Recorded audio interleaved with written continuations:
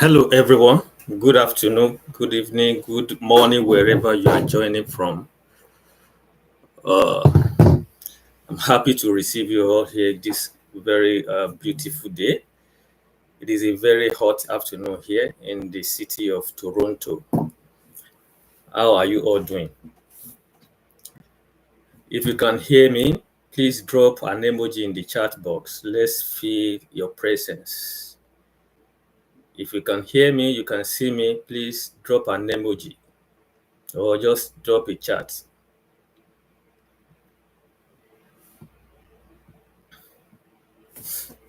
Just drop a chat. Let's know you are here. Let's know you can hear me.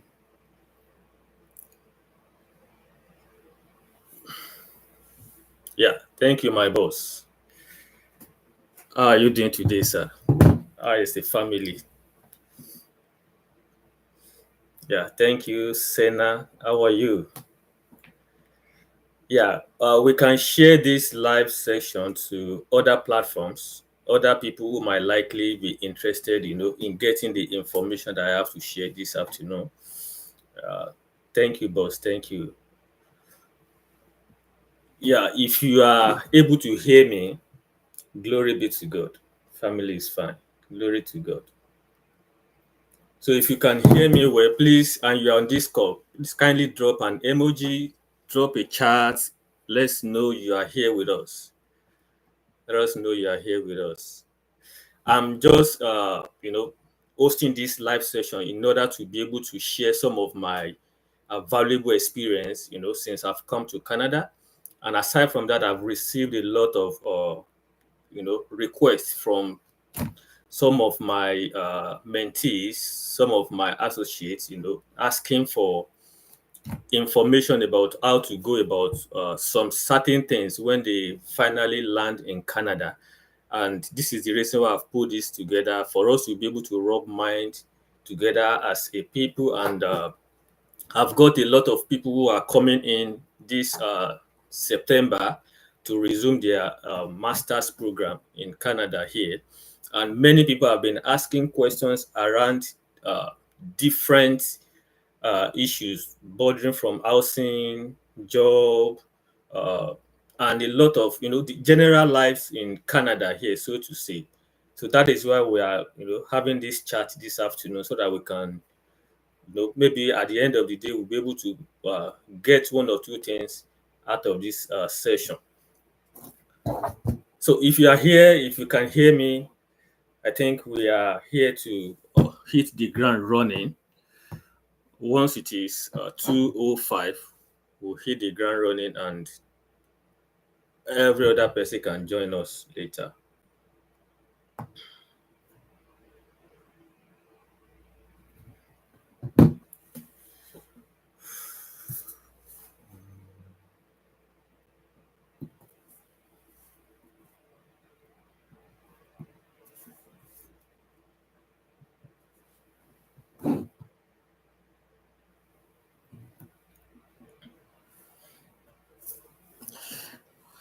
All right, boss. Thank you, sir. So, yes, we'll continue running. Yeah, thank you, Post to Ugo Chuku, visual, audio, clear, well done. Thank you. Thank you for that feedback. I'm happy to have everyone here. Please, as the session progresses, drop your comment, drop whatever observation you've noticed, and let's just do this together. Don't forget, I'm not an expert in this. I'm not doing this because I'm an agent. I'm never an expert. I'm just, a concerned individual, just as you are, who is always ready to share his experience, for people to be able to learn from and pick one or two things, that will definitely be impactful when they eventually land in Canada. So that is just the whole essence of this platform. And I hope you're going to get something out of it. So let me just give you a kind of background, to my coming to Canada.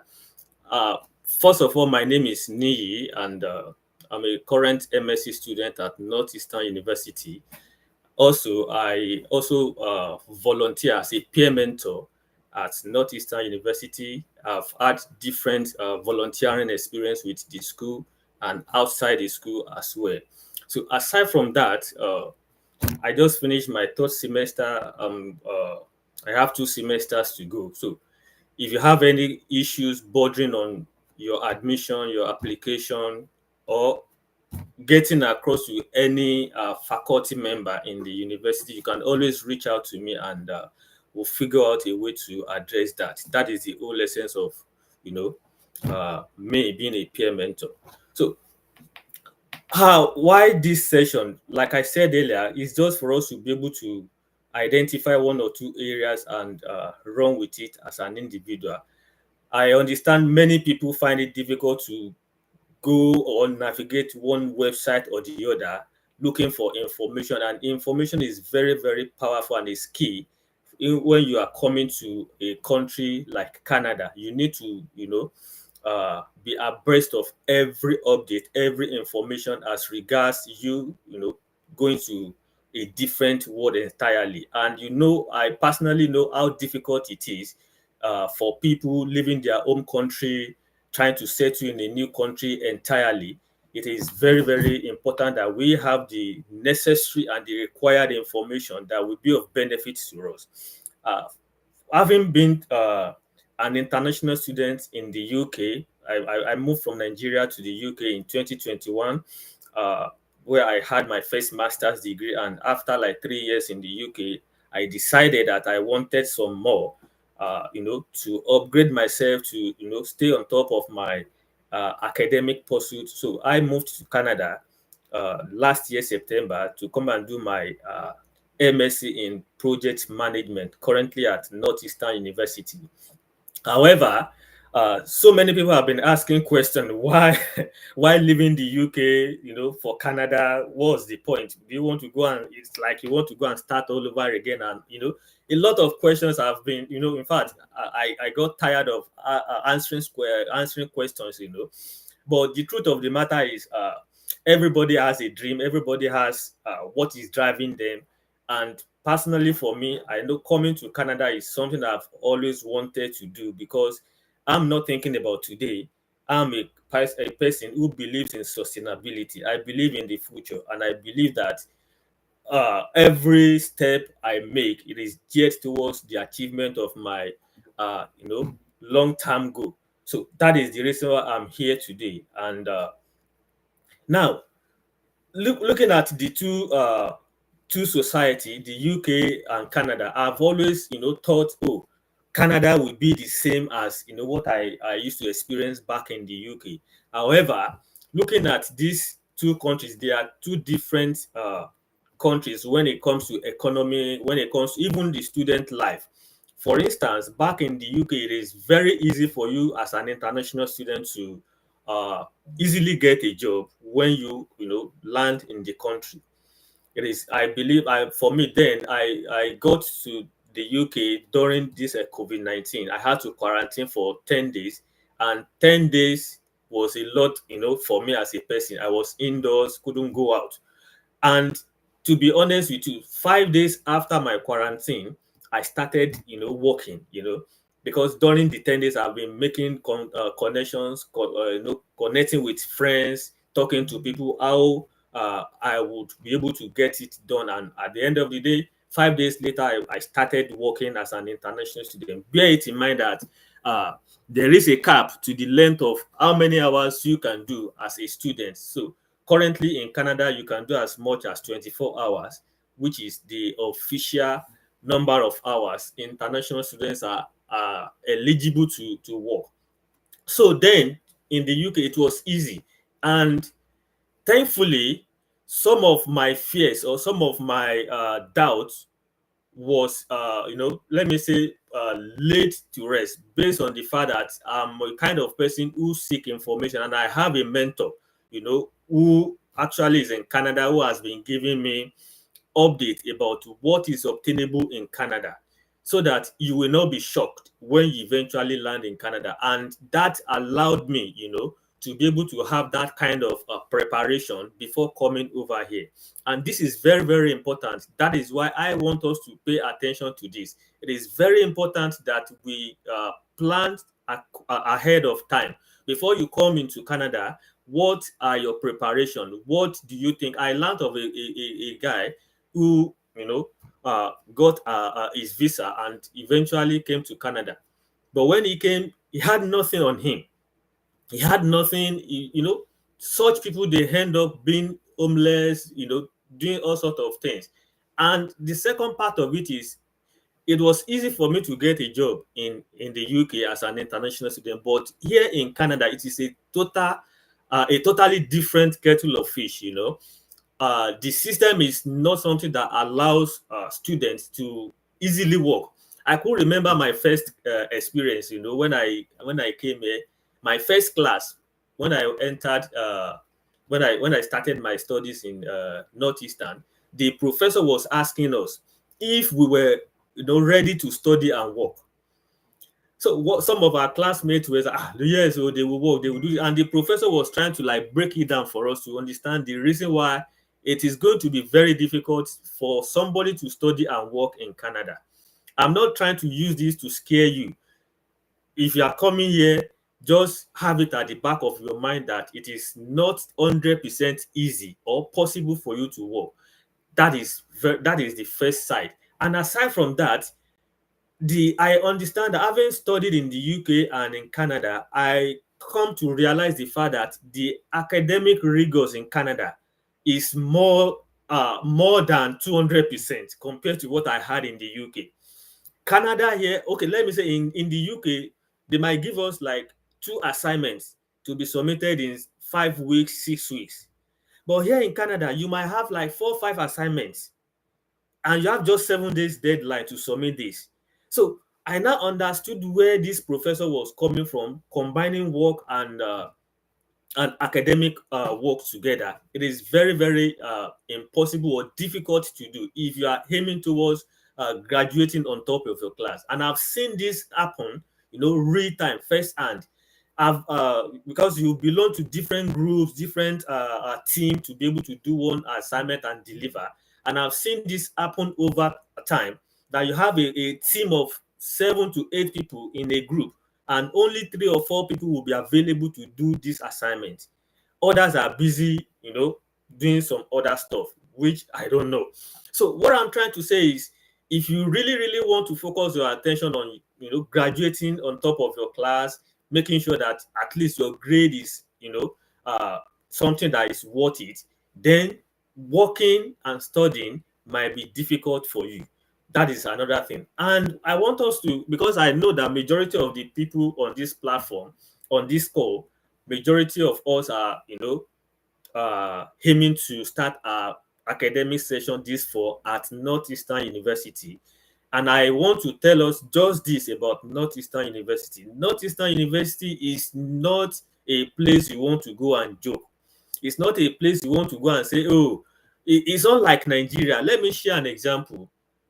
After our first semester, one of my friends, not in my course anyway, not in my program anyway, we did 3 courses that semester, and she had 2 Bs and 1 A-. 2 Bs and 1 A-. At the end of the day, she was summoned to go and face the panel. Why? They were questioning her. Why did she have to, come up with that kind of poor grade? I know somebody somewhere will be like, how does a B become a poor grade? That tells you the kind of institution you are coming into. They want you to be on top of your game and be on A grade if it is possible. So that tells you that you need to put in the work and be ready to take your academic very, very seriously. That is that. Then, like I'm saying, in Canada here, the academic rigor is very, very practical. There are a lot of things that you'll be interacting with. A lot. It is not something that is theoretical. You need to, be analyzing case studies, doing one project or the other within your team. So these are things that make it very, very rigorous. And there are times that almost every day I will be doing assignments. Almost every day you have little or no time to spare for some other things. That is that. Then coming over, I also look at the aspect of the cost of living here in Canada compared to what we have in the UK. It is totally different. I see the cost of living here in Canada to be much more expensive than it is in the UK. And aside from that, in the UK, it was very easy for me to get an accommodation, even without asking for employment letter, asking for credit history, asking for reference and all that. It was easy for me to do that. But here, My experience was a kind of very shocking. When I came over, it became a very big challenge because I came with my family. If you are coming as a single person, it might be a bit easier for you because you might just be, sharing the room with somebody or sharing flat, which is a bit flexible.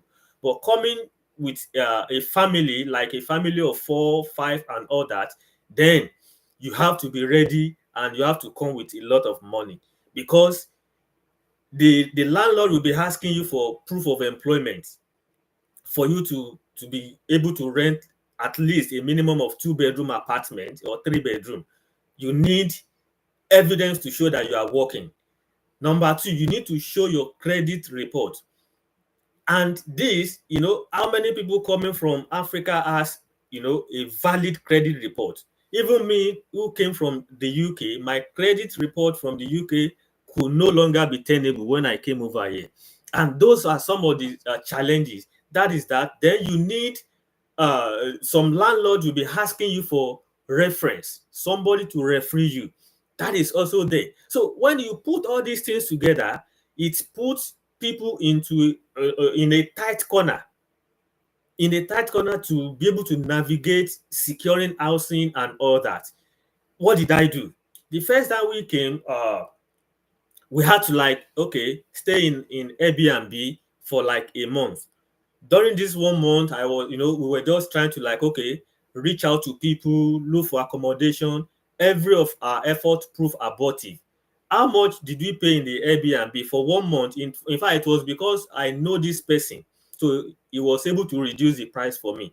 A room Airbnb for 1 month, it cost me a total sum of $2,000 for just 1 month, and that is by the way. Then looking for, because in that one room it became difficult for me to sit down and write my assignment, have meetings with my team because my children are there. They are doing their own play, they are playing, they are making noise. At times I will have to carry my laptop, enter the bedroom.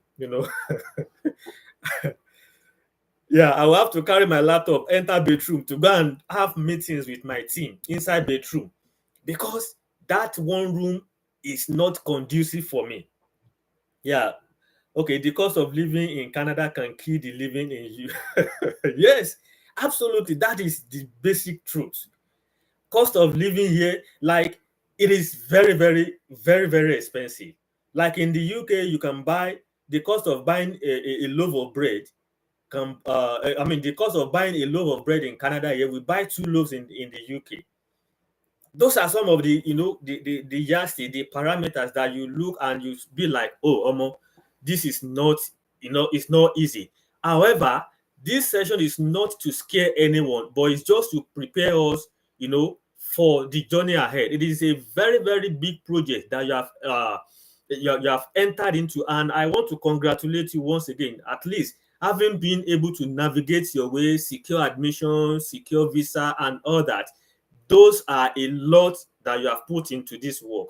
And if you are someone who is still waiting for your visa or whatever, I wish you all the best. However, as you wait, you have to start strategizing, looking for different ways to be able to make that life easy for you upon coming to Canada.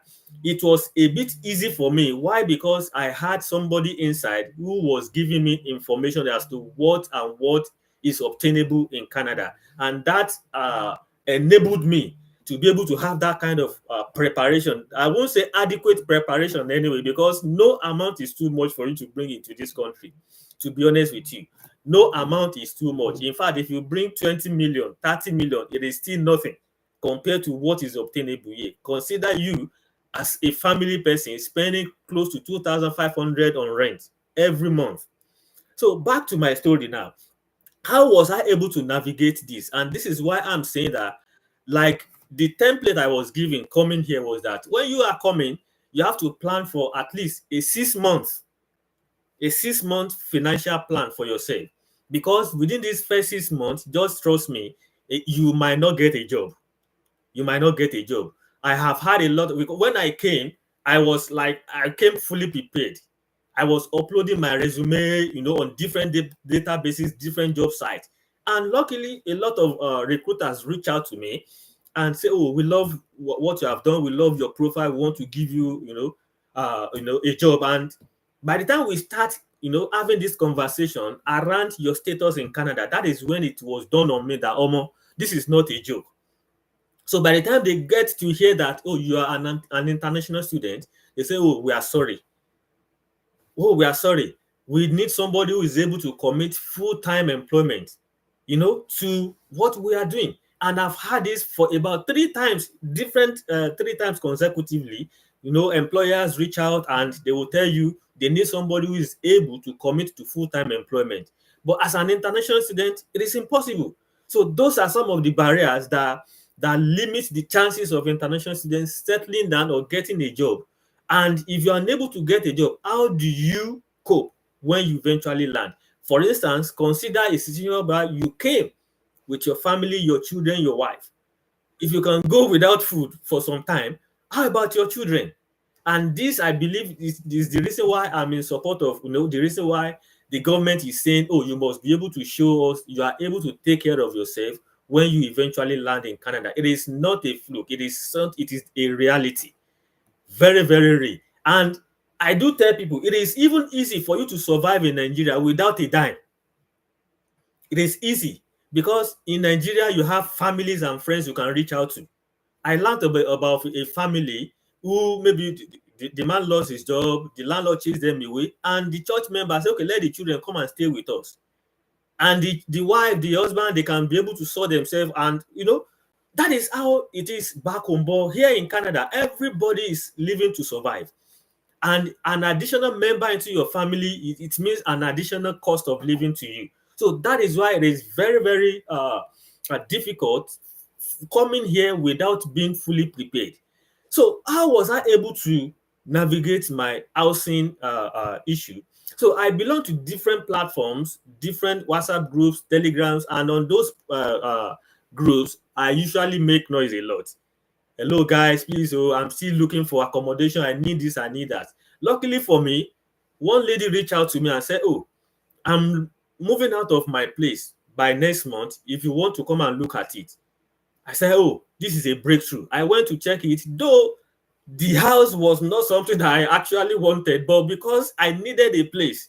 So I had no choice than to say, yes, I'm ready. And because this lady served as my referee, the landlord was able to allow us to move in without fulfilling all those conditions. The conditions I've mentioned earlier, your job, credit report, and a lot of other things that they will be asking for. Now, what was the saving grace? The only condition the landlord gave was that, okay, if you want me to overlook all the other conditions, then you have to pay a sum of 4 months rent in advance.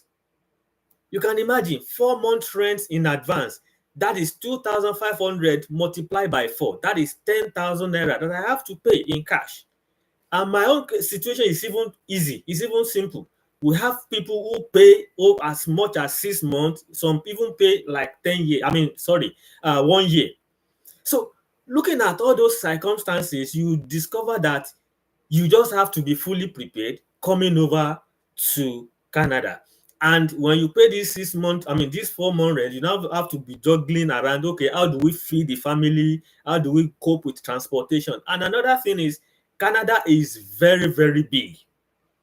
Canada is very, very big. Ordinarily, you want to go and buy bread. That you buy bread from Aboki under one roof in Nigeria. Here, you want to buy ordinary bread. You have to, if you are not strategic enough, you have to be spending at least $7 going to the shop to buy bread.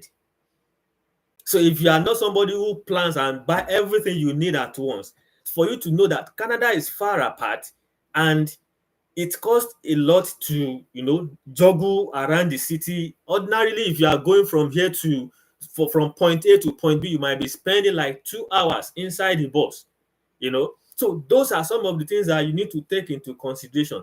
Now, how do you do all this? How do you plan yourself? Like I said earlier, you can't work more than 24 hours if you are lucky to get a job as a student. How do you now put yourself ahead of others? These are things that have practically worked for me as an individual. And from the experience I shared with you, networking, connecting with people. I was able to get my first accommodation by networking with people. You don't come here and keep quiet. You don't come here and be mute and say, oh, I'm not a people person. No, I don't like to talk. If you are that kind of a person, you need to start developing that. Communication skill, quality interpersonal relationship is very, very key here in Canada. And if you want to do well, you want to ensure that you put all those things as top priority because you will need them a lot. Aside from that, you need to network with people. You need to, like, the different schools, they have these different platforms where you can network. They have different events, different programs that they have put in place, either on campus or off campus. These are different avenues that allows you to be able to connect with people, to be able to hear what others are saying. There are some things you even hear by connecting with people. You'll be like, I've never heard of this before. And now imagine you have not been connected. You just stay indoors. You are just doing all, everything all by yourself. I must tell you, nobody achieves anything all by themselves. You just have to connect with people. And how do you do that? There are a lot of events like attending job fairs, attending campus events, attending there are different events going on campus. And for me, I am, I like volunteering. Doing that allows me to go out of the house even when I'm not working. You go out to volunteer, you do that, and it allows you to meet other people that will be able to signpost you to, other resources that might be beneficial to you. Aside from that, you have to take your LinkedIn very seriously. I was interacting with somebody sometimes ago, and the person was telling me she doesn't have a LinkedIn profile. I was like, are you kidding me? So if you don't have one, in fact, at Northeastern University, there is a particular course dedicated to LinkedIn optimization. So if you have a LinkedIn profile and it is not running well, there's a course you take that will enable you to put it in order. However, putting it in order is not enough, but using it effectively to your advantage is very, very important. And I must tell you, most of the job application I've done, both here in Canada and even in the UK, I have leveraged the power of LinkedIn to get them. Some recruiters, you might even be lucky, they will reach out to you and you start discussing from there. Aside from that, on that LinkedIn, you can use that LinkedIn to develop professional networking. Network with people from the industry that align with your area of expertise, and from there you continue building and building until you are able to get what you are looking for. Aside from that, being on LinkedIn, I've learned the fact that you have to stay relevant. You have to stay consistent. You are studying MS in analytics, you are studying MS in project management, whatever you are doing, once in a while, go on LinkedIn, make a public post, let people react, let people comment. By that, you are pushing yourself out there. No matter, even if it is just one line, you are announcing yourself, and it is going to make the difference. When I came to Canada, I think my LinkedIn connection was about 300. Currently, I'm about 800. So that tells you the power of what LinkedIn can do. And aside from that, you don't even know who among this connection will be that saving grace that you have been waiting for. So that is very important. And aside from that, you want to apply for a job, you need to optimize your CV, which we call resume here in Canada. It is very important. I've seen a lot of CV, and I was also a victim anyway. The Nigerian CV style is not applicable here. If you keep on using that style of CV, you won't get a call up. You won't get anybody to look up or to look at you. So it is very important that you learn how to craft your CV in the Canadian style. Normally, it should be one page, maximum 2 pages. Your cover letter should not be more than 1 page. These are some of the basic things that we need to know in order for us to make the best of our time coming over here. If you want to apply to job, you don't want to waste your time. You want to make sure that whatever you do, you invest your energy, your resources, and your time into it, and you get the best out of it. That is that. Then there are some irrelevant information that we have on our CV back home, like our age, state of origin, what have you, all those, personal details that are not relevant. All you need is your name, your LinkedIn profile, I mean your LinkedIn URL link, uh your contact information, email address. That's all you need. Then you go back, you go straight to the necessary and important part of the CV. That is very important. And another thing about some schools in Canada, most of them, especially at master's level, they have these co-op opportunities embedded into the program. So if you are somebody who wants to do co-op, it is very important that you get a co-op work permit. It is very important. Your study permit does not cover your co-op. You need to get a special work permit that will allow you to be able to do co-op when the time comes. If it is something you are considering, please get try and do that. I got my own before I came to Canada. If you have not gotten your own, you can go on and apply for it. Or by the time you get to the point of entry, you let the border officer know, or the immigration officer to know that, oh, you need a co-op work permit in order for to allow you to do your co-op when the time comes, and they will give it to you. So that is very important for you to take note as you plan your way into Canada.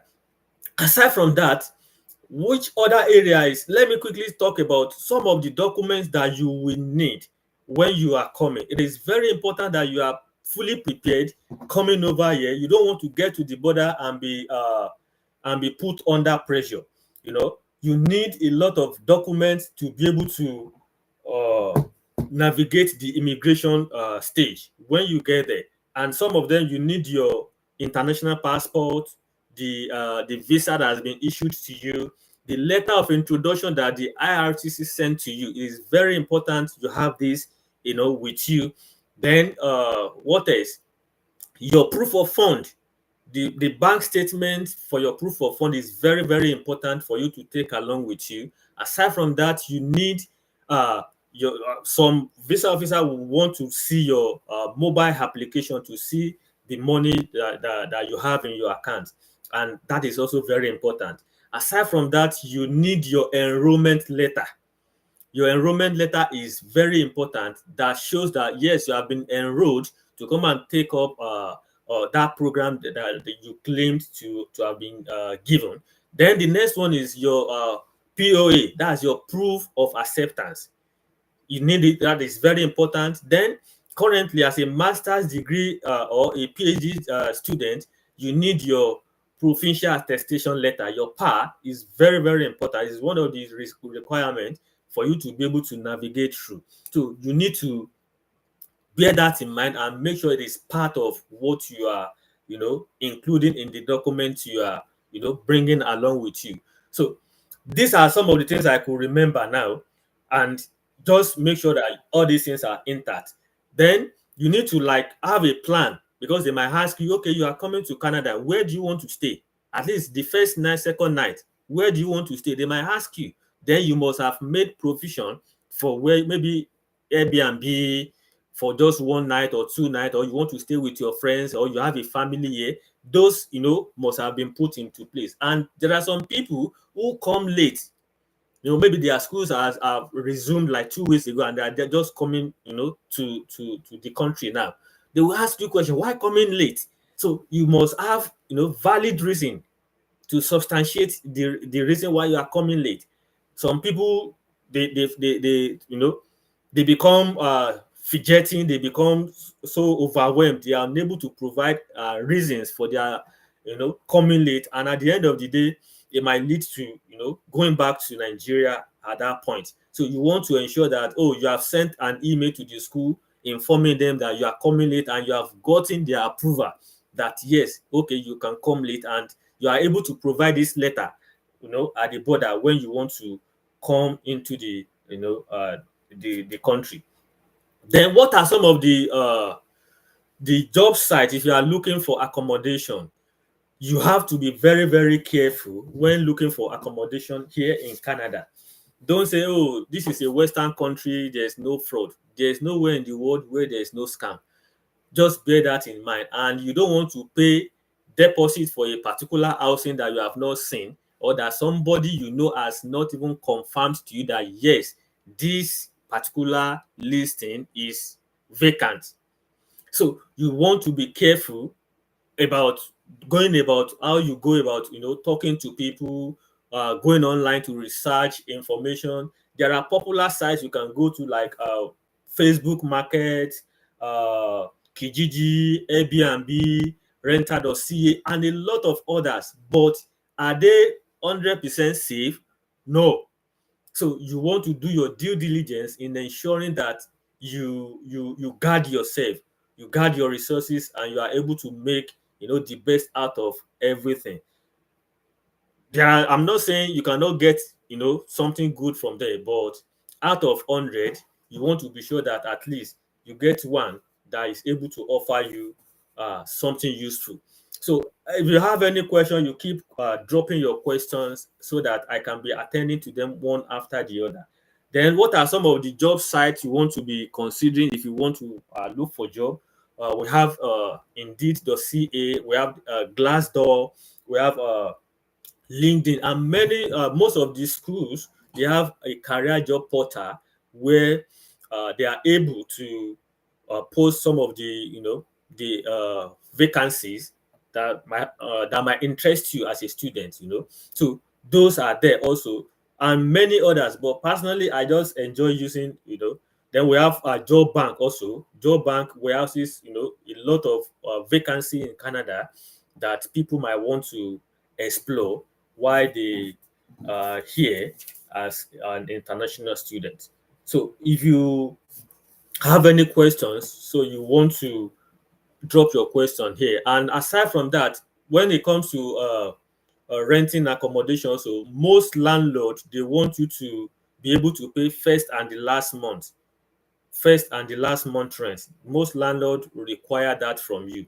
That is, you pay the first month and the last month. So that meaning that if you want to leave, you give the landlord at least 1 month notice that I'm leaving by September. So that September rent you won't pay. That is what first and last month is. Just like you are paying a kind of deposit to be used, to for the last month of your rent when you are eventually leaving. So that is that about that. And what else? What else I've spoken about? Then when it comes to the different locations in Canada, we have Toronto, Vancouver, Montreal, and those are the major cities that are very very expensive. And the reason is not far fetched. Toronto is just like the economic hub of Canada, just like we have Lagos. There's the economic hub of Canada, and we have a lot of people coming into Toronto, and the competition is high in terms of job, in terms of housing, in terms of public facilities. A lot of public services are highly competitive. So this is the reason why one of the major challenges Canada is currently facing now is housing, and that is what the government is working so hard to be able to address, and hopefully it's going to get better anytime soon. So if you have any question before we I don't want us to go beyond 1 hour for this session. So anybody with any question, please drop your question. Let me know your opinion about this this live session. If you have gained one or two things, please drop in the comment section. Let me know that you have achieved at least just one thing, and it's going to be so interesting. And aside from that, please subscribe to this channel, like and share to your colleagues, your friends, and your family. If you have not subscribed, that is one of the things you can do to support this session, to support this channel, as we keep on bringing new topics for us to discuss every now and then. So if you have any question, I'm waiting for your questions to be answered.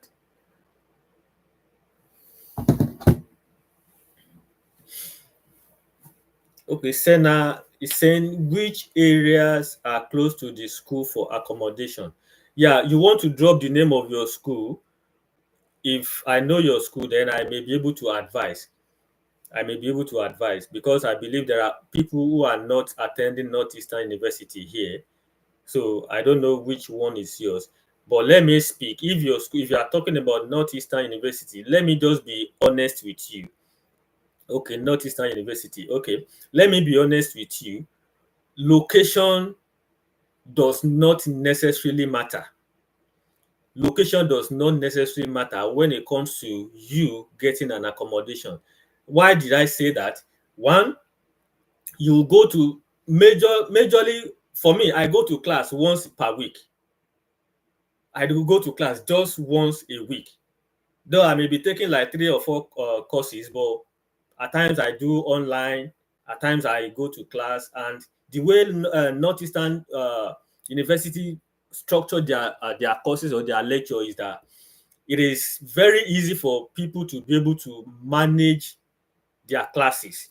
In fact, at times, if I have two courses in a week, I make sure that I compress the two courses to one day so that I know that, okay, I'm going to school on Saturday and I'm having my two classes on Saturday. So I'm not going on Monday and Tuesday or Friday and Saturday. No.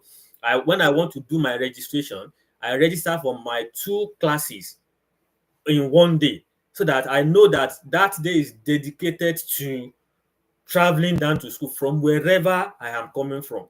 For instance, when I first came, where my Airbnb was like 50 minutes to school.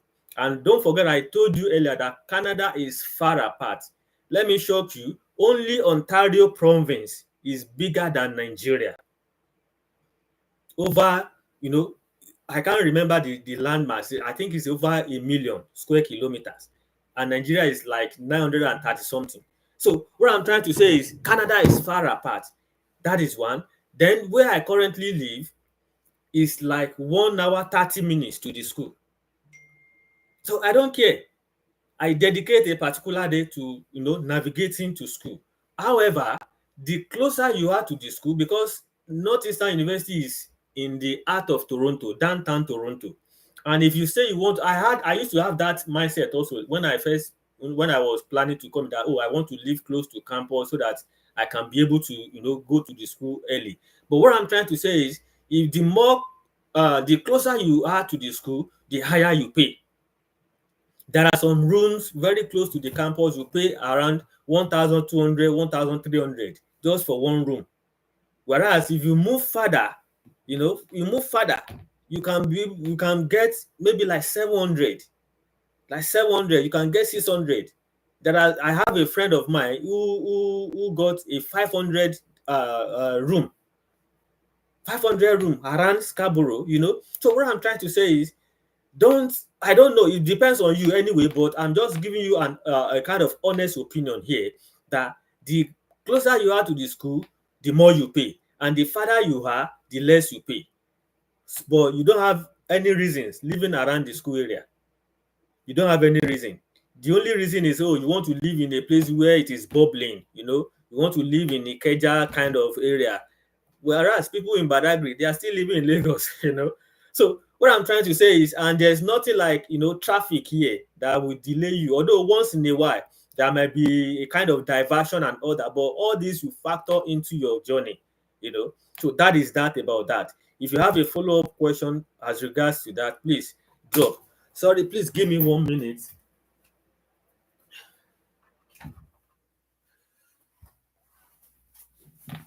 Okay, so if you have a follow-up question, please drop that in the box.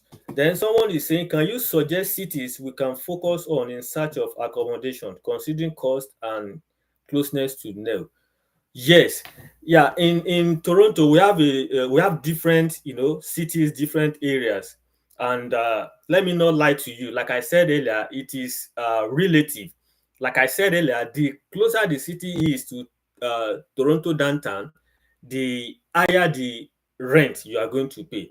However, we have places like Scarborough, we have places like Etobicoke, we have places like Mississauga. These places are not far from downtown Toronto, and depend on your search, you can be able to get reasonable amount of rent. For you to be able to have a kind of rent that is not too high. We have some shared accommodation, shared room that goes for 500. You share a room with somebody for 500, 550. Some shared room 600, depending on the condition of the property, depending on the landlord, depending on the proximity to the main city. So that is uh that is the idea. But places like Scarborough is a bit reasonable. Then Brampton, I don't think I want to advise Brampton anyway, but Brampton is also relatively very, very reasonable, very cheap. In fact, in Brampton, you can get a room, like it's a private room for like 600, 700. But Brampton is a bit, far from campus. So you want to consider places like Scarborough, places like Etobicoke, Mississauga. Those places are reasonable, in terms of cost. So I don't know if I've answered your question, Sena and Oluwadamilare.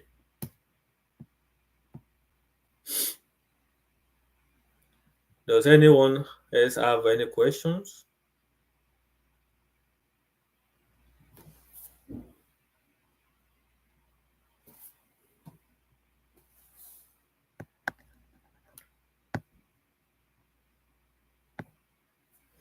Yeah, thank you, Sena.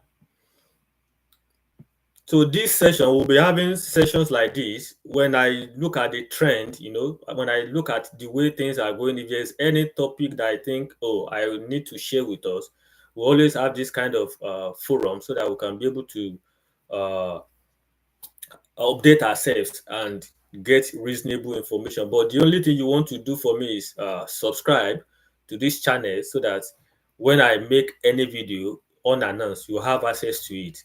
Other documents required at point of entry. Yeah, for me, I'm a kind of Oliver Twist, I'm a kind of Oliver Twist, and I don't like being put under pressure. I don't like being put under pressure. I like to do my things meticulously. It is always good to overdo something than to not even do up to expectation. So, like for me, all the documents I submitted during my visa application, I printed them. I put them into a folder and put it in my backpack. All the documents I submitted for my visa application. I don't know if you are getting me. Although not all of them are important. I printed my statement of purpose. I printed my CV. I printed all my transcripts. I printed all my certificates, all the award, everything, all the professional certificate that everything I uploaded during my visa application. I printed them. In fact, I still have it. Anytime I check my my folder, I just smile. So, but you can never be too much. So I printed all of them and put them in my backpack. However, when I go to the officer, all she has for is my international passport, my introduction letter, and enrollment letter. Those were the three things she asked for. But it's not a problem for me. It's not a problem. It is better to be prepared. It is better to be prepared. So if you want to if I want to answer your question, in order to be on the safe side, all those documents that you submitted during your visa application, please print them. So when they ask for this, you are able to provide it. It's better than say, and I never knew, and I didn't know. It is you just going to put yourself under pressure. And I bet you don't want to be under pressure. You don't want to be under because the whole journey and everything is already not so interesting. So you want to ensure that you do everything possible uh to be on top of your game. Very, very important. Very, very important. Very, very. So I don't know if I've been able to answer your question. The most important ones I've been able to list them: your PA, your POA, your letter of introduction, international passport, uh, your bank statement. You know, those are very important, very important. But to be on the safe side, I advise you print all those documents. Any other questions, please? Yeah, Apostle, you're welcome.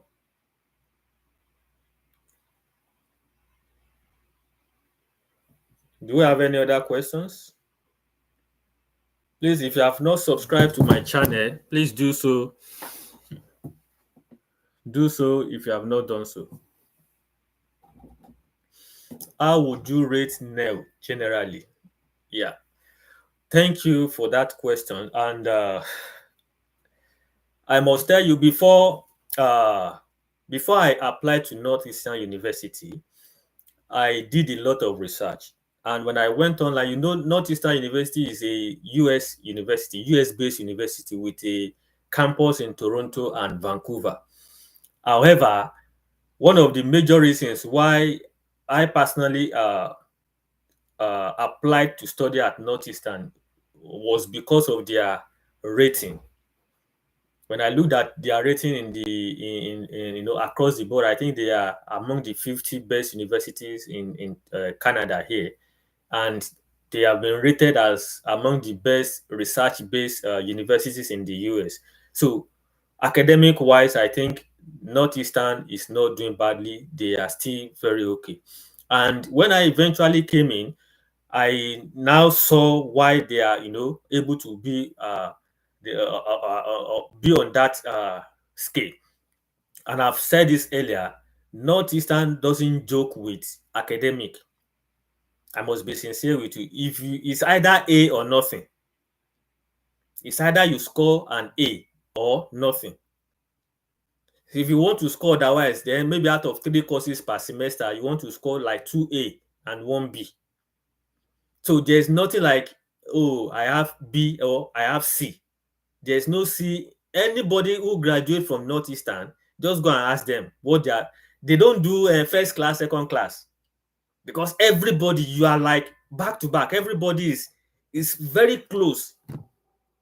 So if you are ahead of me, maybe you just have like some point ahead of me, or I'm some point ahead of. So everybody, you have to be ready to learn.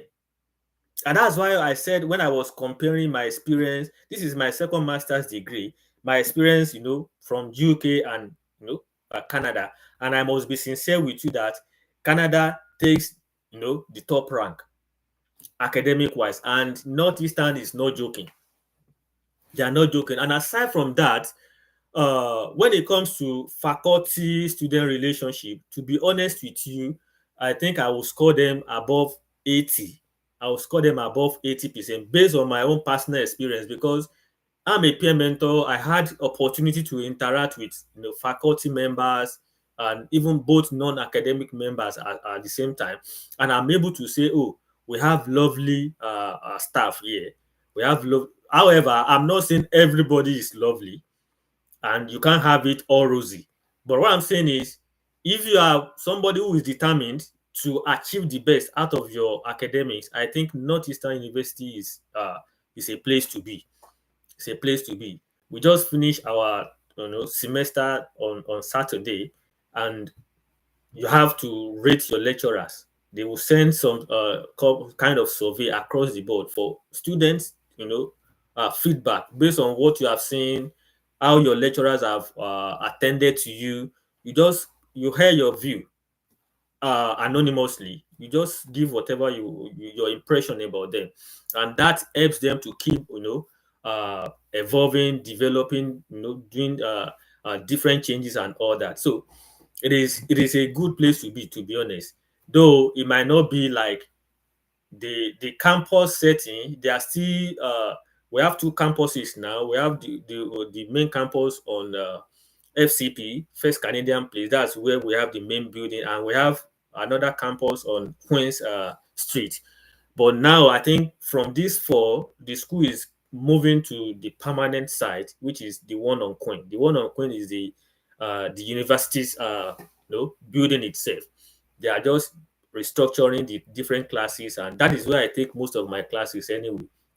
So, thank you, Thank you, Madam Ngozi. I really appreciate. I'm very happy to see you here. Thank you very, very much. It means a lot.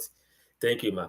So the faculty, I mean the campuses, at the main campus, which is on Queens, is still under restructuring and order. But I believe before this fall, it will be in order, and FCPA will be vacated down to what do we call it, Queens. So that is that about that. So generally speaking, NEL is a place to be. The only thing I want to say is compared to, the only thing I want to say about what do we call it, the school itself is that they are not listed to as one of the school on OIMP. That's Ontario Immigration. This thing I've forgotten the this thing. They are not listed as OMP. OMP is it allows people to be able to apply for permanent resident, in Ontario. But there are many schools that are allowed to do that, but Northeastern University is not eligible. However, there's a green light because the campus in Vancouver has been made eligible so that when students graduate from that campus, they can apply for the OIMP. But Toronto campus, I think, is still, because we have written a lot of mails, we have, and I believe it is something that they are going to consider. So aside from that, I believe Northeastern is okay. Then somebody is saying more on the co-op, please. Yeah, co-op, for me, co-op is a kind of experiential learning. It allows you to work while uh, to go and do some kind of placement like what we have as IT in Nigeria. But here, before you graduate, they will give you like 1 or 2 semesters to go and practice what you have learned over time from the university. That is what co-op is all about. However, it is not compulsory. It is not compulsory, but for me, it is something that is worth exploring. Uh, for instance, after your third semester, you are eligible to apply for co-op to go, into the industry to go and do some experiential learning, you work and all that. So it is very, very interesting. Like for me now, I'm now eligible to go and do my co-op. I've finished my third semester. I'll be starting my co-op in September. But it is also dependent on you securing a co-op job because you have to apply by yourself. You have to apply to different companies, and it is very, very, very competitive. You apply to different companies, and if you are lucky, they invite you for interview, they give you the job, then you go for your co-op. But if you are unable to get a co-op, that means when others are on co-op, you will be in the class. You continue with your academics, and you are able to graduate earlier than ahead of those people that are doing co-op. So that is just the difference, but it is not 100% compulsory for you to do. And for you to be eligible for this practical experience, you must have taken a course. We call it INTC 200, which is a co-op experiential learning. You must have taken that course and you must have passed the course 80%. If you didn't pass that course, you will not be eligible to go for that placement. So those are some of the general concept around co-op. Then somebody is saying, how is the remaining tuition after the initial payment spread installments? Yeah, tuitions here at Northeastern is paid on a semester basis. So depending on the number of courses you are taking, they know how to, cut it. And once you log on to your portal, you see how much you are going to pay for the next semester. You pay your school fees, but it is semester basis. You are not paying everything at a go. It's on semester basis. Then uh, please compare your experience in the UK and Canada as a student. Yes, I have shared this earlier, madam.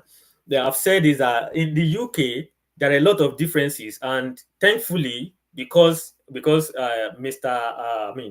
Dr. Mike, was there giving us, giving that kind of mentorship, made me to prepare for the journey ahead in Canada. There are two different systems. In the UK, if I'm going to do a kind of comparative analysis, it is easy in the UK to get a student job, unlike it is in Canada.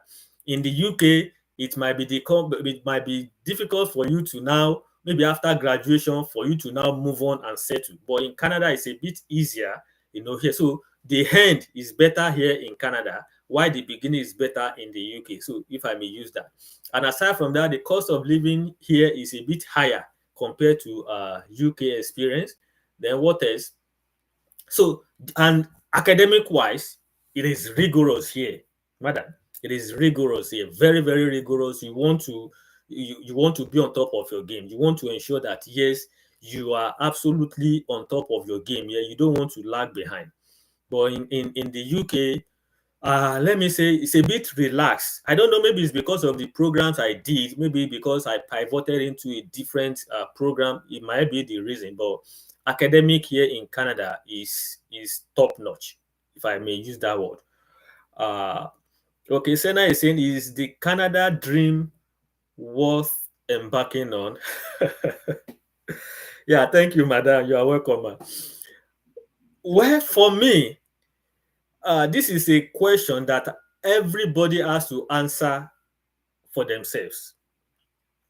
I've had a lot of my friends who say, "Oh, I think this Canada is not for me." They are here already. We attend the same school, but they say Canada is not for me. I think I have to go back. Some of my Ghanaian friends, some Nigerians, they say, "No, no, no, no, Canada is not for me." And there are a number of factors, that can be attributed to that kind of decision. And that is why, for me, like there's an adage, there is a saying that says, when the purpose of a thing is not known, abuse is inevitable. You have to first of all understand the purpose of you wanting to live wherever country you are, living. What is the reason why you are living? Is it for education? Is it for immigration? Is it for job? Is it for, is it for future? Is it because of the children? So if you are unable to identify the reason why you want to leave, then when you come here, I'm telling you, even when you have everything, you will still feel uncomfortable living here. And another thing is there is a number of reasons. I mean, there are a number of reasons that will make you get tired of Canada. A number of reasons. Let me cite an example. Back in Nigeria, for instance, I've lived in Nigeria for over 30 years. And the moment you come out of your house, you are already seeing your neighbor. Hey, mommy, hey, mommy, Julo, hey, daddy. You are, like a family kind of. You easily bond. And back in the UK also, though you might not be that close, but immediately you come out of your house in the UK, you are already in the midst of people. They are closely knitted. But here in Canada, there's a kind of isolated life. In fact, you may be on the street for 2-3 months, you will not see one person on that street. You will not see one person on that street going out or coming in. You are the only one who is always seeing yourself when you are going out or coming in. Like where I am currently now, I've been living here for 3 months, and I can say maybe my going out and coming in, maybe I've seen 1 or 2 people on the street. So there are a number of reasons aside from that. But the part you are asking is, oh, maybe in terms of settlement, in terms of job, in terms of, okay, the future. My dear sister, my dear brother, let me not lie to you. What I used to tell people is that I have come this far. I refer people to Gaze Baba song. If you know that song, I've come this far. Oh, I can never go back. Oh, it's already too late. Oh. So for you to have made that decision that, oh, you're applying for admission, you're applying for visa and all that, and thankfully you get it, my dear, it is something you need to decide if you want to do.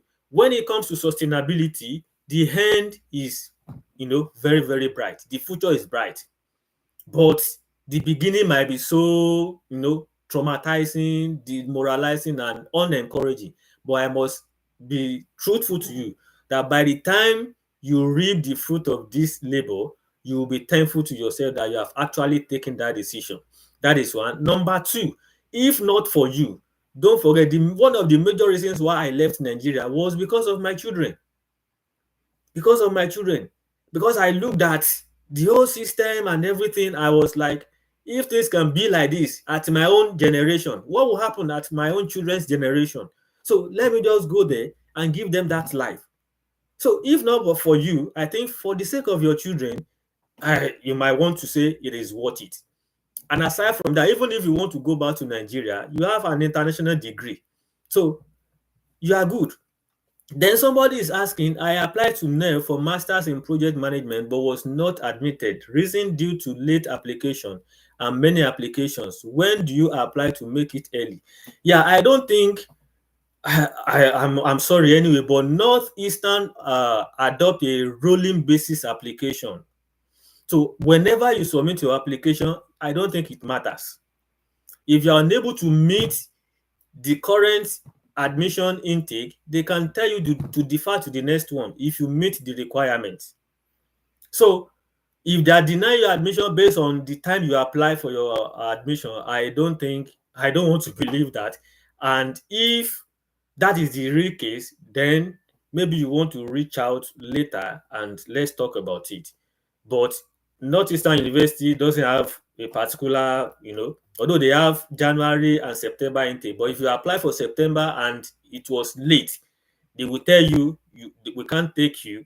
You want to maybe you want to defer. And also based on the current happenings that the government is trying to cut down the number of international students that come into the country and all that. So that may be another reason, and that is very important for you to know that when you want to do this Canada project, you have to devote like 1 year to the project. You want to devote 1 year because document gathering and all that is not easy. So if you want to reach out and we can talk about it. Then somebody is saying, considering the weather, please, what's January like? My dear Apostle, January is the real thing. January is the real weather, is the real winter, if I must say that. That is where you'll be having, minus 18, minus 20. So weather here in Canada is very, very tense, very, very serious. So you want to be sure that you are kitted up, you dress yourself very well. You want to invest in all those winter wears, winter jackets, so that you stay warm. Although usually in the house it is very, very, it is warm indoors. It's only when you go out that you experience this the hot weather, I mean the cold weather. But we are surviving it. Yeah, Busayo is saying, how do we that God refused get another path for reapplication? Then can we still go ahead to apply for four? Currently, four is a done deal. You can't apply for the fourth anymore because we are in July. When do you want to apply for your study permits and all that?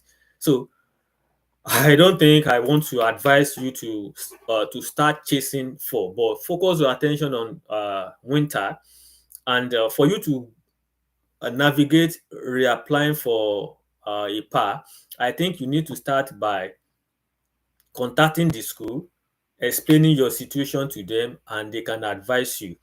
You already have an admission, but you were denied a study permit. So that admission, you have to. I think I will send you a link. If you can reach out to me on our group WhatsApp, I will send you a link where you can express uh, your concerns, and they will reach out to you. Yeah, have have I attended to our questions? Any more questions? Does anyone have any more questions?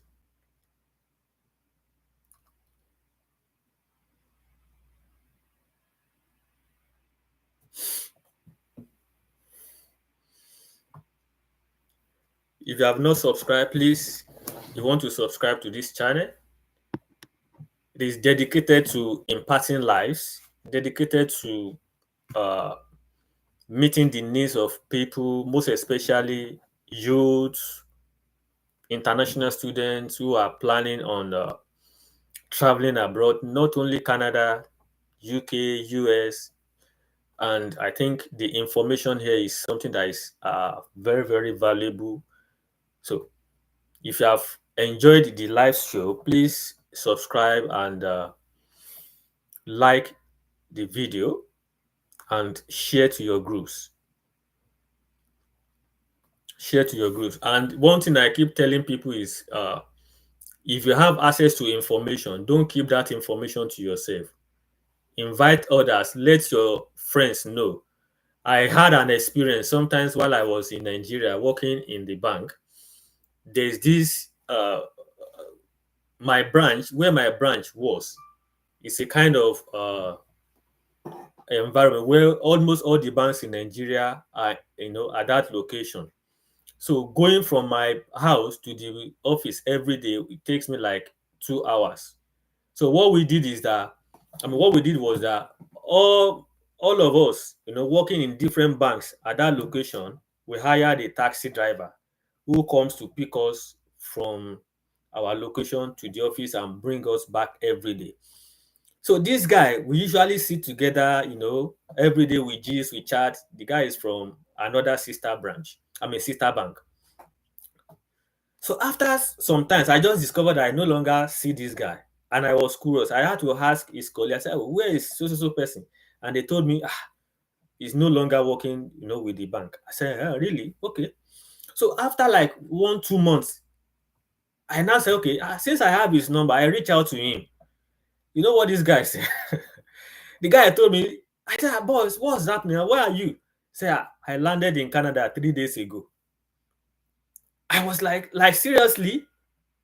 So this is somebody who we have been together, talking about the country. And I'm not saying you should discuss your program with people, but if you are doing something that you think will benefit others, you don't necessarily have to tell them you are doing it, but you can just tell them, oh, why don't we consider this? Oh, I think I saw this, or I think this might be beneficial. What do you think? Share that with them. You don't have to tell them you are doing it, so that I know people from my country, we just like to do things without telling people. What happens to you telling your siblings, telling your friends, and bring them to a place, a channel where they can have access to that information for them to now make an informed decision based on their own and the information that is open to them. So that's why I'm saying that you want to share this video and you want to subscribe. If you have not subscribed, please do so. Any more question by in the next 3 minutes, if there is no any other question, I want to bring this live show to an end until further notice. So let me know if you have enjoyed this session. Please drop in the comment section. Let me know your feedback. Let me know your feedback in the comment section. Let's have it. Let's have it. If you have enjoyed it and it is something that is worthwhile, uh, please drop in the comment section. Let me see your feedback.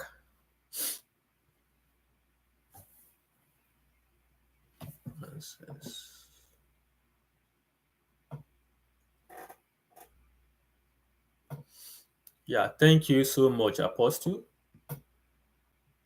I'm grateful for your presence here. And don't forget to subscribe, please.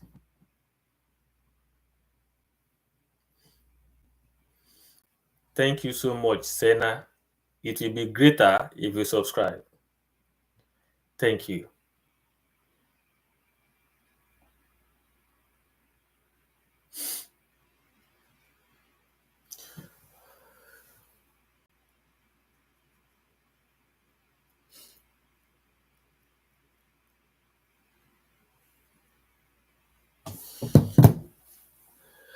Okay. So I'll be updating us on the group when we'll be having another presentation like this.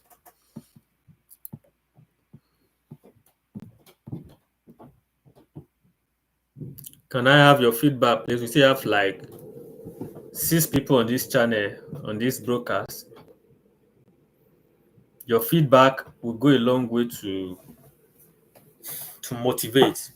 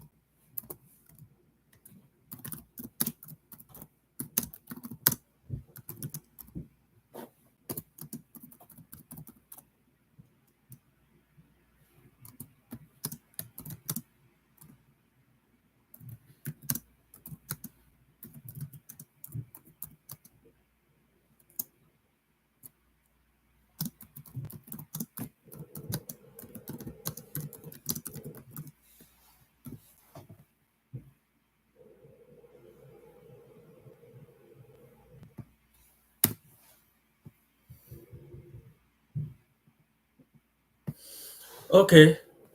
Thank you, everyone. Hope to see you some other time. And if there's anything you want me to bring again, any topic you want me to talk about, do wait to reach out on the WhatsApp group, and I will research and bring it to us anytime soon. Thank you for joining and have a beautiful night rest.